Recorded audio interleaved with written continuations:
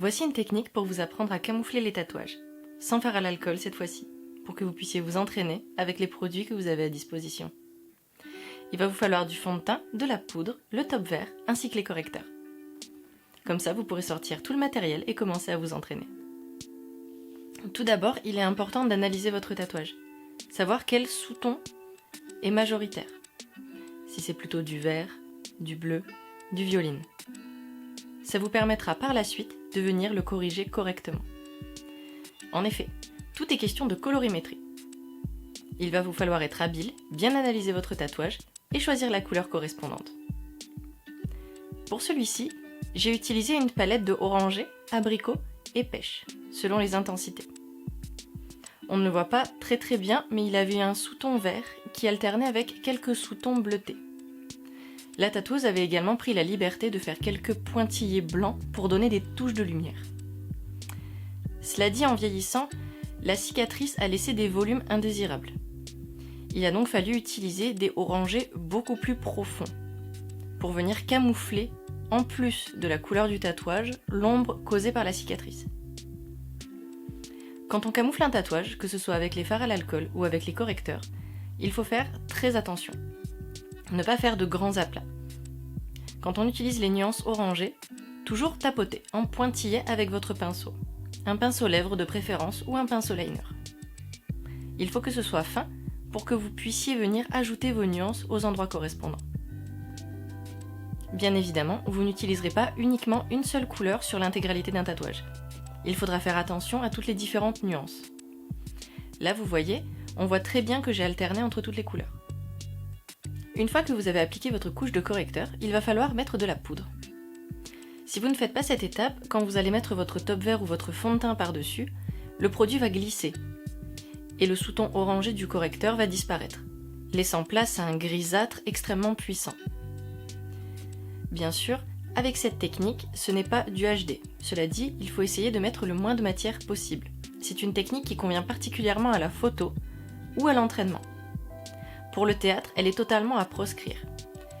Eh bien, vous vous doutez bien que si on n'a pas un côté waterproof à la chose, le fait de bouger énormément va faire que le produit va couler. Donc que le tatouage finira par être visible par tous. Donc souvenez-vous bien, une démarche d'entraînement ou pour de la photo rapide. Après avoir mis la première couche de top vert, pour venir continuer à neutraliser les zones grises, on vient repoudrer. Comme pour un cache-sourcil, une fois qu'on a neutralisé, il faut venir figer la matière, la plaquer contre la peau.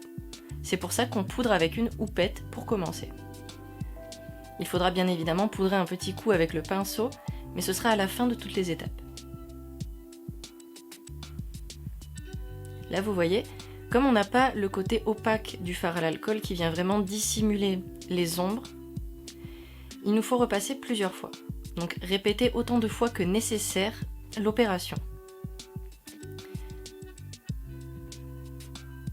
Pour un tatouage plus grand ou plus noir, il aurait fallu utiliser énormément de couleurs différentes, toujours en pointillé, et faire extrêmement attention à ne pas mettre trop de matière.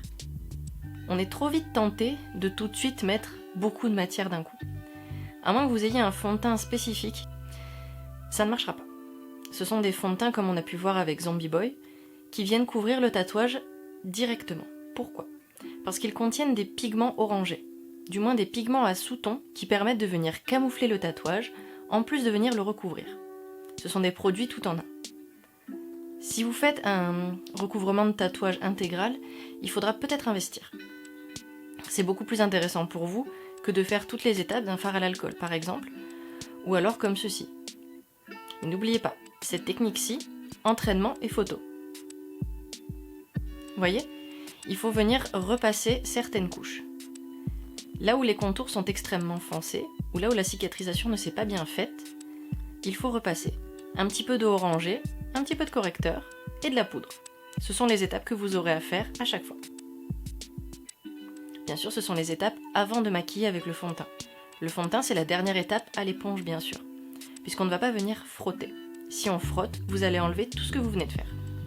C'est pour ça aussi. Vous comprenez que cette utilisation ne convient qu'à la photo, notamment pour cette raison. Si on a un frottement, un vêtement qui passe par-dessus, tout de suite, toute la matière va partir. Et ça viendrait gâcher tout votre travail.